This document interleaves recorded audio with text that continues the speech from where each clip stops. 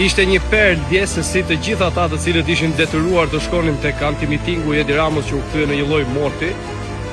Pasi mbaroi ai takim, pasi u largua Edi Rama, të gjithë ju bashkuan protestuesve, trive dhe trejave që protestojnë kundër qeverisë së Edi Ramës.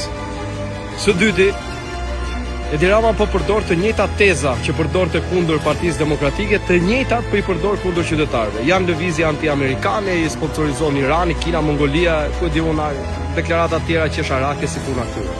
Shqiptarët po protestojnë kundër qeverisë së Edi Ramës dhe jo kundër qeverisë amerikane apo opozitës.